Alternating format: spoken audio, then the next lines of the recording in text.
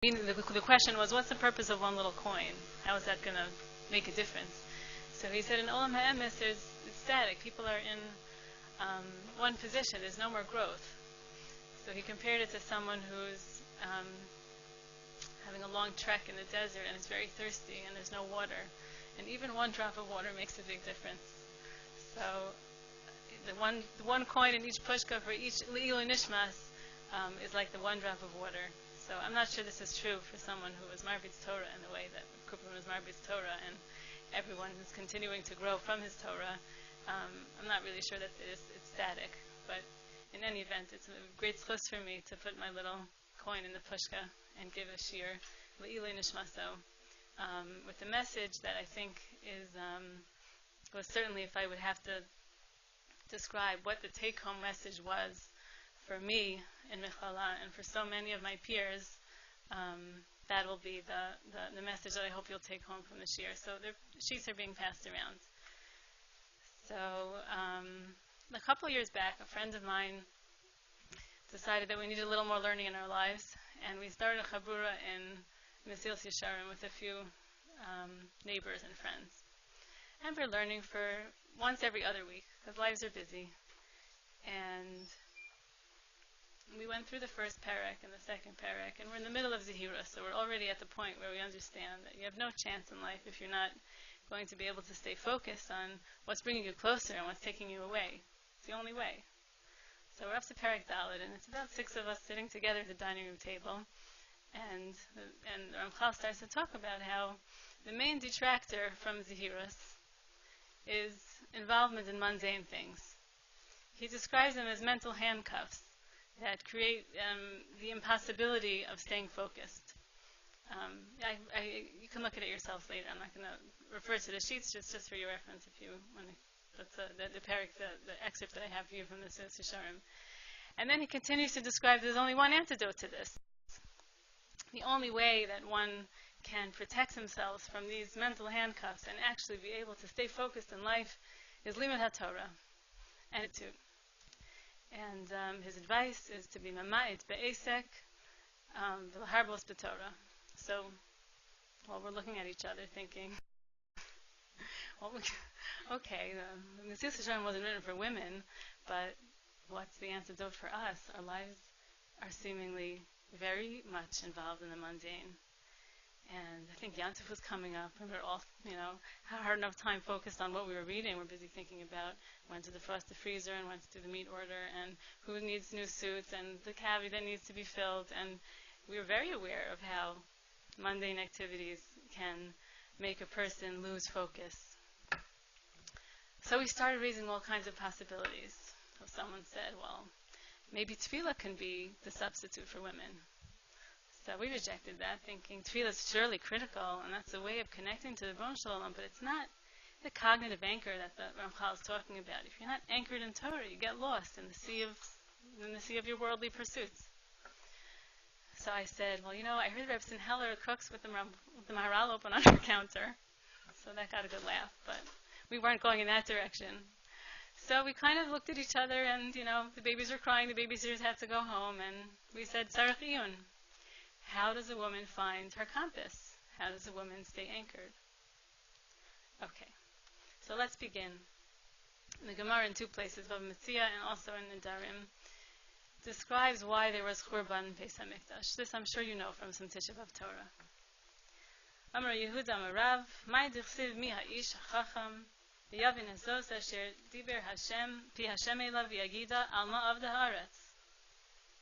Davar ze amru chachamim v'lo pirshuhu, amru neviim v'lo pirshuhu, ad she pirshu kadosh baruch hu ba'atzmo, shenemar, pasuk for Yirmiyahu, v'yomer Hashem, al azom es torasi asher nasati l'fneihem, pasuk continues on, asher lo shamu b'koli v'lo holchu ba, amar Rav Yehuda amar Rav shelo birchu b'Torah v'tchila.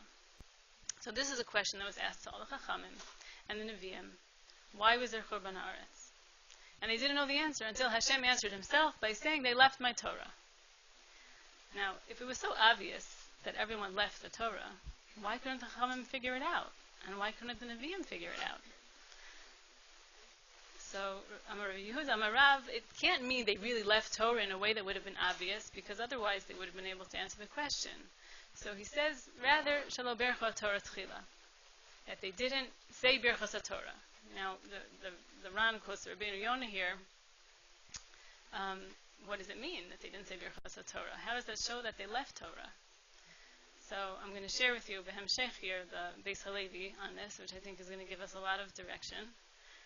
But before that, I want to backtrack and discuss some aspects of Hilchos Brachos that will inform the discussion. So we know that we say Birchas Torah how many times a day? Once. We say once Birchas Torah in the morning. Now there are other mitzvahs. For example, the mitzvah of Sukkah. So when you sit in the Sukkah and you have a meal, you say a bracha.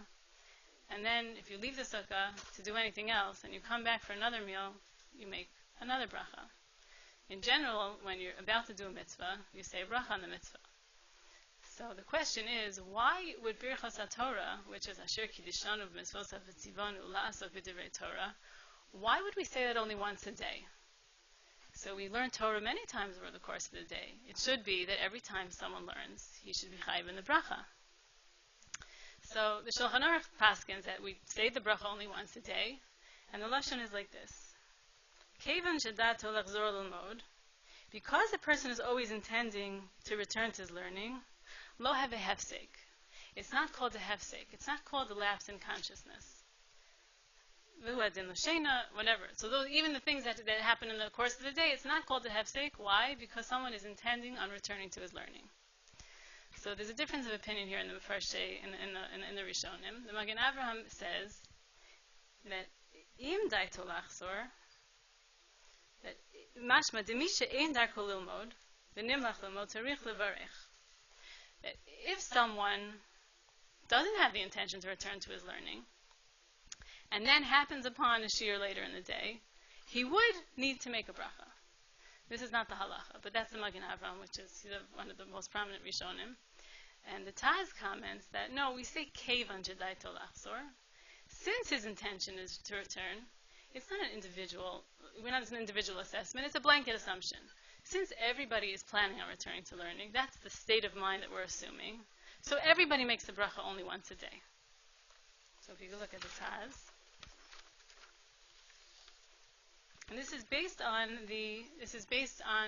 the obligation of higisa bo yomam v'layla, that a person, I'm being vague here, a person has an obligation to learn all night and all day, and therefore the old Torah never leaves him. And since that's the case, no matter what he's busy with, he could be busy with a million different things. He could be busy with his work, he could be busy with his kids, but his intention is always in a very real way to get back to his learning, because the yoke sits on his shoulders. Now what's the question, that obvious question over here? Are women chayav in v'higisa bo yomam v'layla? Are women even chayav in Talmud Torah? So it's a fascinating discussion in the Mefarshim of why women say Birchas Torah to begin with. Now, if you're Ashkenazi, it's not really a question, because women say Birchas HaMitzvos on all mitzvos that they're not mitzvah in, mitzvos aseh shazman grama, that we do, we say a bracha. But the Sfardim don't paskin that way. It's a machlokas between the Shulchan Aruch and the Ramah, and the Shulchan Aruch says that women do not say Asher Kiddishanu b'mitzvos v'tzivanu, because Heichan tzivanu. If you're not mitzvah, you can't say bracha. The Ramah holds that women say a bracha on all of these mitzvos. So for a woman to say Birchas HaTorah from the Ashkenazi perspective is not really a question, and that's what the Grub paskins. He says that's why women say Birchas HaTorah altogether. But the Shulchan Aruch paskins in this case that women say Birchas HaTorah, and he doesn't explain why. According to the understanding that women are not supposed to say a bracha v'tzivanu on something that they're not mitzvah in, why would women say Birchas HaTorah? So there are explanations offered by some of the Rishonim, including that women are chayiv to learn the halachos that apply to them, and that's why they need to. There's a little bit of a chiyuv there. There's another explanation offered by the Agur that women have a chiyuv in karbanos. And so, since they say the parsha of karbanos when they daven, so that's where the chiyuv derives from. But the Gra and the Minchas Chinuch discuss these opinions, and they're left wondering, how that rises to a level of chiyuv that would warrant a bracha. It's very clear that the mitzvah is referring to Talmud Torah, and it's also very clear it's limadatem es b'neichem v'lo b'nosechem. However you want to characterize or describe the chiyuv of a woman in relationship to Torah, it's not Talmud Torah. The bracha is a mitzvah of learning Torah, and that's not whatever we're fulfilling when we learn, it's not the mitzvah of Talmud Torah. So we're left with the question of, according to the Shulchan Aruch and the Sfari position, that a woman wouldn't say a bracha on the mitzvah that she's not mitzvah in. Why does she yes say Berachas HaTorah? And I think the more compelling question here that the Nodes of Yehuda asks is on the minhag of everyone, men and women included, to say the bracha only once a day. Now again, we explained that we say the mitzvah, we say the bracha once a day because it implies that there's no hesech hadas. The person is always intending to return to his learning. Now, even if we're going to make this blanket assumption for all men, it's just not true for a woman. And he asks the question, he says, L'ch'ora, a woman would have to, you wake up in the morning, you would say your bracha, you daven, you said Shema, you got busy with whatever it was you got busy with, and later in the day, Sari comes home and you need to do her chumash homework with her, and you sit down and you open the chumash, you would need a new bracha. He doesn't pass in that way because he says he didn't see any remez in the Rishonim and the Achronim, but we're still left with the question of where does this come from that a woman should be able to rely on the presumption that she's always intending to return to her learning.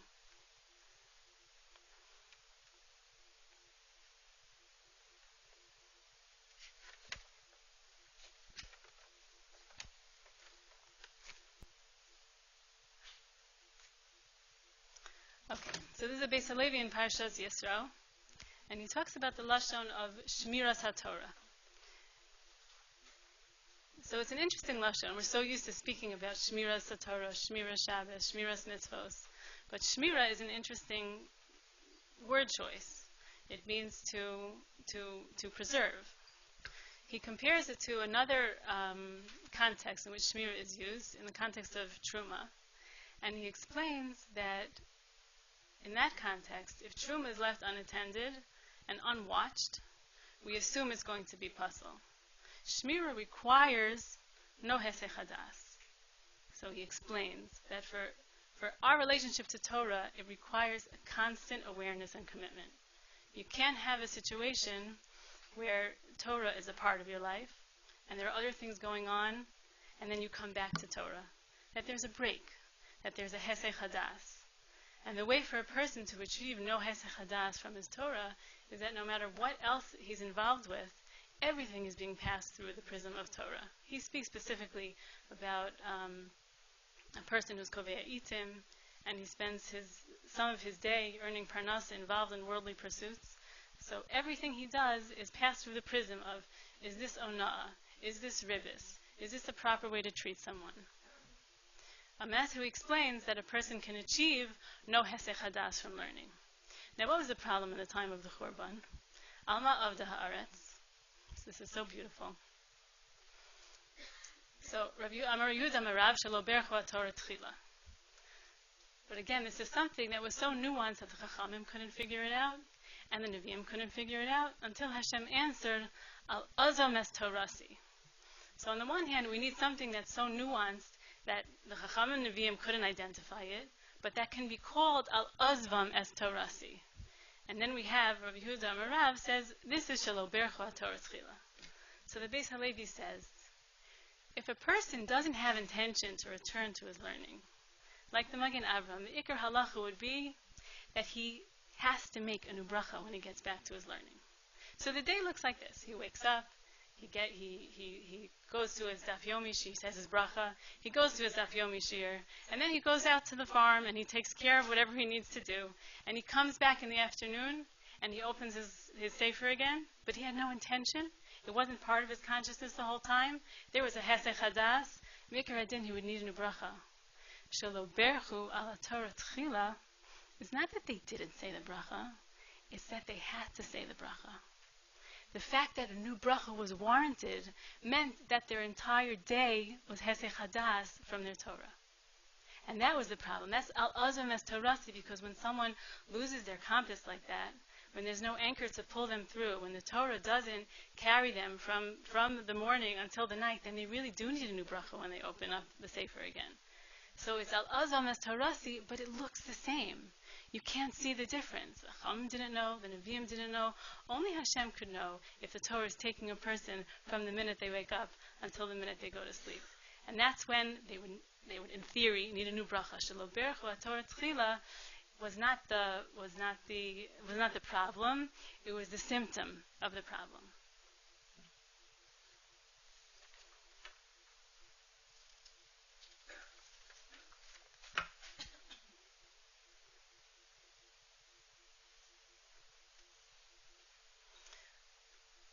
So if you pay attention to the nusach of the bracha, it's Asher Kiddishanu B'mitzvos Tivanu La'asok. What does La'asok mean? La'asok is an asek. It's a business. It's to be busy with something, to involve oneself in something. The bracha is not lilmod. The bracha is La'asok. So Rav Soloveitchik has a very beautiful, I think these were words that were recorded in the Siyam, and he describes the Asek of Torah. He describes this bracha of La'asok b'divrei Torah. And he explains that there are two different kinds of awareness. There's acute awareness, when something's right in front of you, and you see it, and you're engaged in it. And then there's a latent awareness, something that's part of your consciousness, but it's not right in front of you. And he compares this second type, this latent awareness, as the awareness of a mother has for her infant. And even as a child grows. When you'll have children, you'll see they're never far from your consciousness. They might not be in front of you, but as they grow and develop, you're always aware of their needs. You know, your parents call you all the time. They want to know what you're up to. It's part of your consciousness, even if it's not in front of you. He says that's the level of awareness that we were required to have with Torah. The measure of Hesech Hadas from Torah, he explains, is Pen Yasuru Milavavcha, not Pen Yasuru Mililmod. It should never be removed from your heart. And he explains the word V'higisa bo yom v'layla, higayon, is a form of contemplation. It's not something that's acute in front of you. Higayon does not refer to thinking in the sense of pure intellectual detached thought. It refers to awareness of personal desires, wishes, concerns, a deeply felt longing and quest, like the Hegyon Libi. So when we're talking about not having Hesech Hadas, we're not talking about not having Hesech Hadas from what's on the page. We're talking about not having Hesech Hadas from our Asek. And then we could also perhaps explain why, even according to the Shulchan Aruch, a woman would say this bracha. Because it's not a bracha on Lilmod. It's a bracha on La'asok. A woman surely is obligated, just as much as a man, in making Torah her Asek, in making it what she lives for, and making sure that every part of her life is informed by and inspired by Torah. And that's really where the search for the compass starts and ends. So last year, this time, I wanted to do something there were a lot of emails going around as soon as we heard of the Petira from old students. So I tried to collect different articles, vignettes, and thoughts from past students and publish it in our journal. So it was amazing to see the common themes that came across in almost all of them. Some of them there's so many different aspects to a person of Rav Copperman's greatness and stature. But there were some common themes that kept repeating themselves. And one of these were, and if you were here and Rav Copperman would have been teaching, you would have heard this at least on one occasion, probably close to 10. He would say, Torah has to permeate your life, not just punctuate your life. And this was something that literally dozens of women wrote, that they remembered the phrase and they lived the phrase. Torah should permeate your life and not punctuate your life. And if I would have to describe what so many of us went through in our transformation, I came from a very modern Orthodox world. The place where Torah Madza was really more lived as Torah movies. And if you were punctuated with Torah, you were in good shape. And I came to Mechala leaving, hopefully, I hope, with a sense of being permeated by Torah. Now, Rav Copperman was a man of pshat, and ein mikra yetze midei pshuto. Permeate, not punctuate. But we'll see Lashono Hazahav Shal Rashi in next week's parsha. Yityashev hamikra al pshuto, davar davur al ufanav, v'hadrasha tidaresh. So I want to give a little drasha on this oft-quoted saying of Rav Copperman, that Torah should permeate your life and not just punctuate your life. Punctuation doesn't just mean to spot something and not cover it. What's the other meaning of punctuation? When you punctuate a paragraph, you punctuate a sentence, you punctuate an essay. So you need to know the rules of punctuation. There's capitals, and there's commas, has to go where it needs to go, and the period has to go at the end. So that's where I came from. I came from a place where there were some rules. You needed to know where you put the capital, you needed to know where the comma goes. You put the period, you didn't put the period, okay, it's still a sentence. I thought I was coming to Mechala to learn more punctuation. I would learn about colons and semicolons and the difference between a hyphen and an em dash and when you're supposed to use all of these, right? I was going to learn more. I had no idea I was going to rewrite the essay. It wasn't about the content. I came from a place where it was about punctuation. As long as you were punctuated, it didn't really matter what the sentence said. But when you came through Mechala, at the end, you realized it wasn't just about the punctuation. You needed to be permeated. The content of the sentence, the content of the essay. And so many of us had our visions of what we thought we were changed dramatically.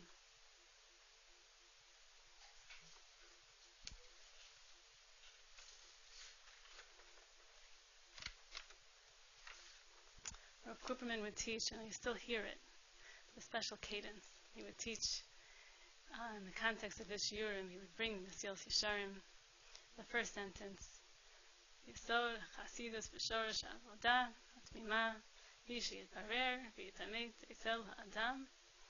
Now this is the part that you have to hear it the way he would say it. Mahi Chovato Be'olamo. And it was very clear that everyone had a mission and everyone was an individual. And he helped us form for each one of us. He was very accessible and took a great interest in our personal lives. So many of my big decisions in life were directly guided by Rav Copperman.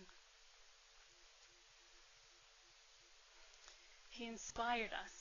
He inspired us with his own personal majesty and the majesty of Torah.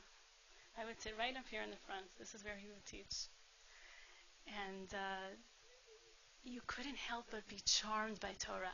It's a funny word to use, but I can't think of another substitute. You would be so curious and want to hear more. He would leave you with a question.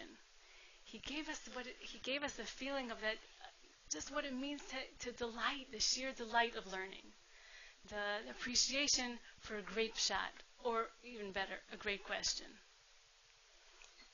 It was something that you couldn't help but leaving feeling that you wanted to be that. You wanted to learn more.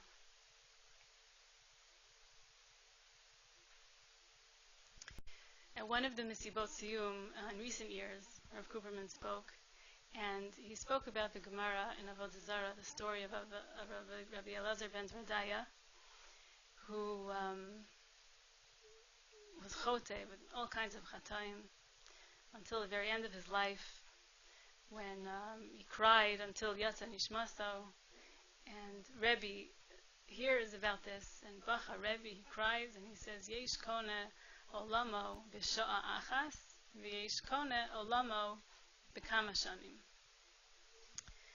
So it means that some people can be kone olam haba in one moment of true tshuva, and others can be kone their olam haba in many, many years. So Rav Copperman explains that the word sha'ah, it means an hour or a moment, but it could also mean a turn. Like Hevel el minchato, el kayin el minchato lo sha'ah. Hashem didn't turn. So he explained the Chazal like this. Rebbe cried that there are some people who can be kone olamo in one turn. And there are some people who are kone olamehem with many turns. So Rav Copperman inspired so many turns in so many of us Talmidot. I'm only one story of thousands of who can attest to the transformation from a punctuated life to a permeated life. And we owe all of this to Rav Copperman. I'll end with a story about the Meshech Chachma. The Meshech Chachma, he had an interesting way of resolving very difficult pieces of Gemara. We'd be learning with a chavrusa, and they would learn for hours, and then when they got stuck, and they couldn't figure out what was in front of them, he would ask his chavrusa to go to the other side of the room, and he would stay on this side of the room, and he would tell him that they should both daven for Ahavas Torah. And the chavrusa asked, Rebbe, if we're already davening and we're asking, let's ask for the answer. Let's ask for the clarity. Why should we daven for the love of Torah? And he explained by way of a mashal, said the Meshech Chachma. Imagine a woman leaves her baby with a babysitter or a neighbor, and the baby's crying, and the woman can't figure out what the baby needs, and the baby's crying hysterically, and she's trying everything, and she tries the pacifier, and she tries to change him, and she tries to do what she can to rock him, to soothe him, and nothing's working. And the mother comes home and takes the baby in her arms, and what happens? The baby calms down. Why? Because the mother loves the baby. Because the mother loves the baby so much, she intuits the baby's needs. And the baby knows he's going to be taken care of. So he said it's the same way with Torah.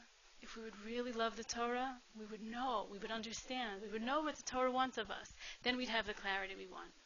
So this goes not just for understanding difficult sugya, but for understanding the difficult sugyas of our lives. If we would really love Torah, then we would intuit, we would understand what the Torah wants of us. And being a Talmidah of Rav Copperman, you couldn't help but leave with a tremendous love of Torah. The love of Torah that he lived by example, the love of Torah that he inspired in his teaching. And this is the type of love, again, like Rav Soloveitchik says, if you have that latent, if you have a love for a child, you have a constant latent awareness of the child. The child's never far from your consciousness. So I think the mystery to the magic here was that when Rav Copperman was able to give over this tremendous love of Torah, when you have the ahava, of course you want it to permeate. You never want it to end. You always want to get back to it. You never want to have hesech hadas. So it's my bracha to all of you that the teaching and the neshama of Rav Copperman and all that he taught will be somehow absorbed by you over the course of this year if you're here, or in the rest of your lives, that Torah indeed should permeate your life. And the bracha that you make in the morning of La'asok b'divrei Torah should last the entire day, every day, with total awareness and commitment.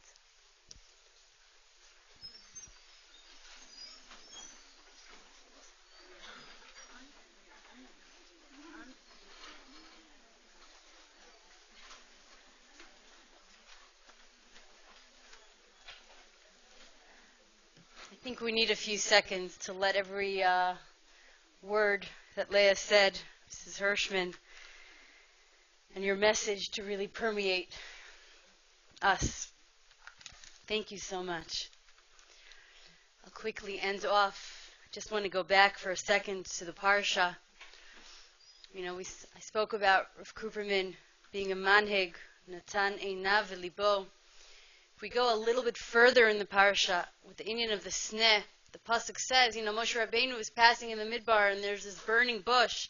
Asura na ve'er'eh, says the pasuk. Moshe Rabbeinu says to himself, wait a minute, let me first stop. Let me take a moment to turn aside and to look closely. The pasuk says, Vayar Hashem kisar lir'ot. Hashem saw that he made that move, that extra move, to come and look, to look deeply. Vayikra lo Elokim v'chule v'chule, and that's when Hashem makes Moshe Rabbeinu the manhig. Caring enough to look, caring enough to pay attention to what's missing, caring enough to look at Am Yisrael and to say, What is there a need for? Caring enough to take that extra step to make a change. Rav Copperman lived in a time, I want you to know something, girls. Creating a place like Michlala at that time was a breakthrough. It was not considered a norm like it would be more today.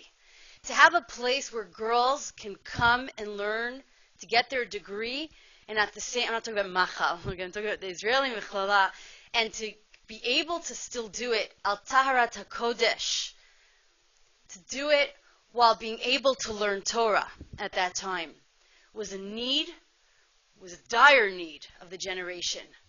But Rav Copperman stopped, he looked at the need, and he cared enough to go ahead and to make the move.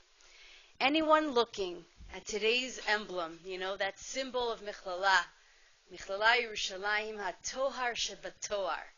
Anyone looking at what Michlala became today, there's no doubt the tremendous amount of siyata dishmaya, exactly how the pasuk says, Vayar Hashem kisar l'rot, vayikra lo Elokim. There's no doubt that HaKadosh Baruch Hu was with every move of Rav Copperman and with every single move of Michlala till today. There's no words to end with, but what I started off with, Chaval al de'avdin de la mishtakchin. Girls, you have to realize something. You are the students of Rav Copperman. You're the students of Michlala, each and every one of you. And that's a tremendous schos, a tremendous kavod, but a tremendous responsibility. And you have to realize that and to do a lot of thinking and to ask yourself, what will I be taking with me, Bizrat Hashem, as I start going towards the end of the year, believe it or not, what am I going to be taking with me throughout my life to continue this tremendous, incredible legacy of Rav Copperman and to make him and obviously HaKadosh Baruch Hu himself proud. Bizrat Hashem for all of us. We'll end with that today. We'll let you go. I just want to make a quick reminder to Machal students, obviously not alumni. You're on, still you need to be here today till 5 o'clock, okay? Do not forget. I'm sorry that we're doing that to you. Dafka at this time, we don't really have a choice. And the girls who are in Kedma, and even those who are not, we're going to have the rehearsal right now so that I can see it and approve it before it goes out on Motzei Shabbos. And we'd like you to get started as soon as possible. Girls, have a wonderful day. Have a wonderful Shabbos. And I hope you're going to take a lot with you from today.